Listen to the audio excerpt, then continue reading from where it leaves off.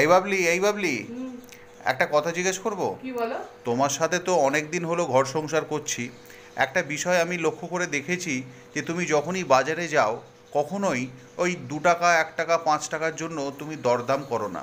কিন্তু এমন অনেক মানুষকে আশেপাশে দেখি যারা একটি টাকাও ছাড়ে না, যতই না তারা কোটিপতি হোক না কেন। কেন গো?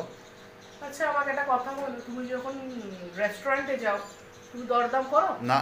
তুমি যখন ভালো দোকানে জামা কাপড় কিনতে যাও দরদাম করো? না।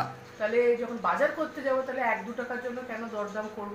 একবার ভেবে দেখেছো এরা কত কষ্ট করে বাজারগুলো নিয়ে আসে যাতে আমরা সারা বছর বাজার করে খেতে পারি? ওরা তো আমাদের জন্যই নিয়ে আসে, তা আমরা এইভাবে ওদেরকে হেল্প করতে পারি না দরদামটা না করে? ঠিক কথা।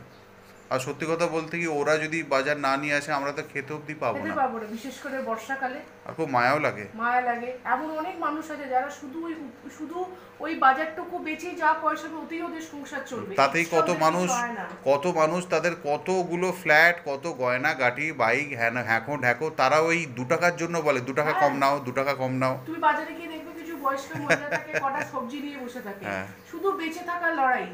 শুধু সত্যি বেঁচে তাই, থাকার লড়াই, সত্যি যাতে তাই, হাত পেতে খেতে না হয় কারোর সত্যি কাছে। তাই। কত রকমের মানুষ, হ্যাঁ। অবশ্যই। ঠিক আছে, না, good good job. Thank you, thank